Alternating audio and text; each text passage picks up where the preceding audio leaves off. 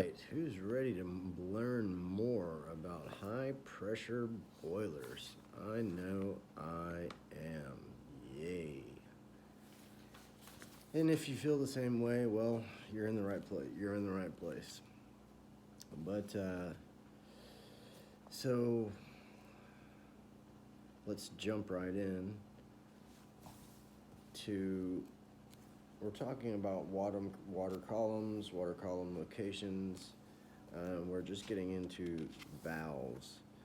Um, I'm going to cover valves again and go into level indicators.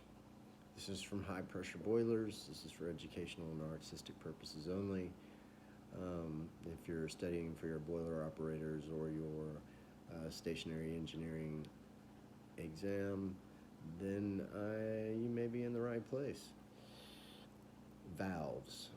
Valves are permitted between the water column and boiler if they are as specified in the ASME code. The valves must be either outside stem and yoke, OS&Y valves, or stopcocks with levers permanently fastened. Both types of valves are to be sealed or locked in an open position. Some states and local codes do not allow any valves installed between the water column and boiler. Appropriate codes should always be checked for valve installation requirements. Lines cannot connect to the water column that would cause a flow of steam or water because this would result in a false water level reading. So it's pretty cut and dried. Let's continue to level indicators. Section 1 of the ASME code has requirements to ensure water level measurements are accurate. For boilers with a maximum operating workable pressure of up to 400 psi, the minimum ASME code requirement for gauge glasses is to use at least one gauge glass that is in service at all times. For boilers with a maximum MAWP, maximum operating water pressure above 400 psi, one of the following must be used. 2 gauge glasses that are in continuous service and visible to the operator, 2 remote water level indication systems independent of each other that are continuously displayed. Didn't realize how bad my posture is. Along with a single gauge glass, which may be isolated from continuous operation but must be maintained in an operable condition. 1 independent remote water level indication system and 1 gauge glass, both of which must be in continuous operation at all times. According to the ASME code, if the boiler operator in a control room cannot see the gauge glass level on the boiler, there must be 2 remote water level indication systems independent of each other that are continuously displayed for the operator. A common type of level measurement device is a gauge glass. Other devices are available. Gauge glass. A gauge glass is a water level indicator that consists of a glass column that indicates the water level. A gauge glass is normally attached to a water column by a screw or a flanged fitting. Most are equipped with a quick closing stop valve that can be closed in the event of a glass failure, and quick closing stop valves are frequently chain operated so that they can be closed from a location where the boiler operator is out of danger. From a location, God, my posture's bad. Let me try that. Apologize for palming the screen.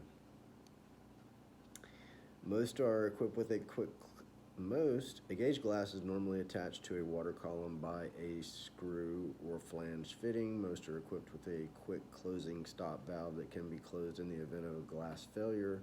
Quick closing stop valves are frequently chain operated so that they can be closed from a location where the boiler operator is out of danger.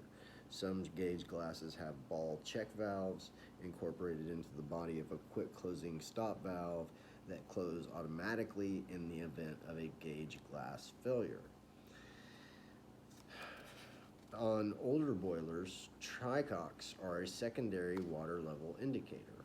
Tricoques are valves located on the water column of a boiler that are used to determine the boiler water level if the gauge glass is not functioning. Tricoques are used while a broken gauge glass is being replaced or if there is doubt as to the true water level in the boiler.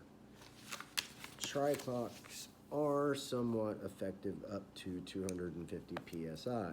Above that point, it is difficult to distinguish between the water and the flash steam that blows out of the tricoque. As specified by the ASME code, if there are two gauge glasses mounted on the boiler, tricoques are not required. Tricoques are an alternate method of determining water level and are used on older boilers.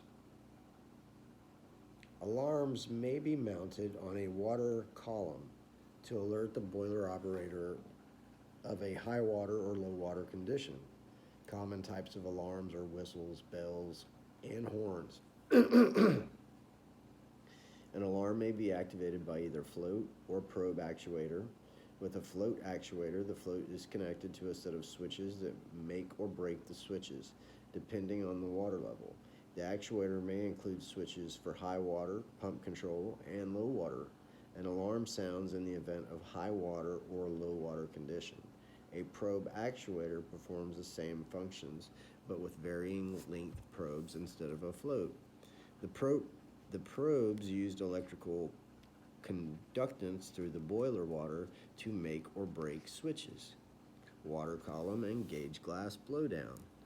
Blowdown is the process of opening valves to blow water or steam through a fitting from a boiler in order to remove sludge, sediment, and undesirable particles.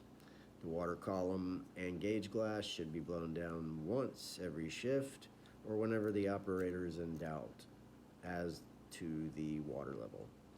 The water column and gauge glass are both equipped with valves used to remove any sludge or sediment from the gauge glass lines and piping connections. A buildup of sludge or sediment can cause a false water level reading. The water column should be blown down first and then the gauge glass. If the gauge glass is blown down first, the sediment from the water column can create a blockage in the gauge glass stop valves.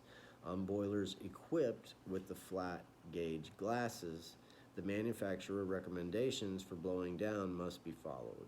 Some flat glasses have mica between the glass and steam, or water to prevent the steam water from coming into direct contact with the glass. The mica prevents the etching and discoloration of the glass. The mica in the gauge glass can be damaged when steam is blown across it. Interesting. The water column should be blown down first and then the gauge glass. If the gauge glass is blown down first, the sediment from the water column can create a blockage in the gauge glass stop valves. On boilers equipped with flat gauge glasses, the manufacturer recommendations for blowing down must be followed. Some flat glasses have mica between the glass and steam or water to prevent the steam or water from coming into direct contact with the glass. The mica prevents etching and discoloration of the glass. The mica is in the gauge can be damaged when steam is blown across it. I think that's just about it, ladies and gentlemen. We can do another video. We are reaching 10 minutes here, and we have discussed tricoques, alarms, water column and gauge glass blowdown, level indicators, and I believe we started with valves. So until next time, please like, subscribe, share, and feel free to donate if you want to sponsor this content. Patreon coming soon. Have a positive and productive and safe day at work. Thanks.